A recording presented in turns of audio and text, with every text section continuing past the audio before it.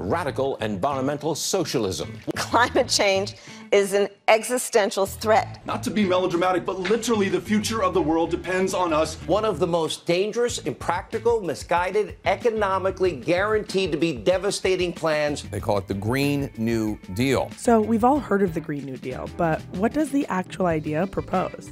Let's break it down. The current goal of the resolution is to get on the path to generate 100% of the country's power demand through renewable resources like wind and solar, and make the country carbon neutral by 2030. That's going to require a massive investment and updating every existing building in the US to be energy efficient. While the Green New Deal isn't yet an actual bill, the concepts it's putting out there are a big deal. That's because bills to preserve the environment are hard to pass.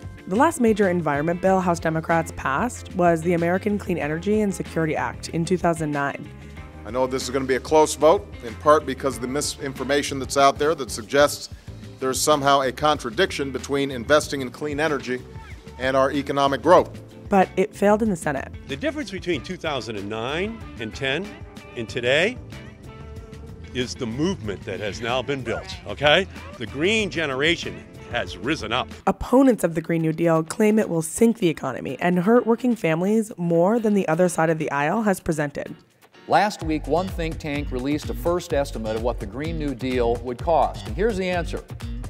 Between $51 trillion and $93 trillion over 10 years. Conservative lawmakers have used that $93 trillion price tag to deter Americans from supporting the progressive bill. But that number seems to be made up. That figure never appears in their report, and the AAF president has said that he doesn't have a clear idea how much it would actually cost. The Green New Deal proposal outlines the costs that climate change has already had on the planet and the economy, like rising sea levels, increases in wildfires, severe storms, droughts, and other extreme weather that could threaten human life. Global warming at or above 2 degrees Celsius will cause more than $500 trillion in lost annual economic output by the year 2100, and a risk of damage to $100 billion of public infrastructure and coastal real estate. And so this is about making smart investments, and this is about making investments that actually generate returns. So the Green New Deal suggests creating millions of high-wage clean energy jobs to counter the damages of climate change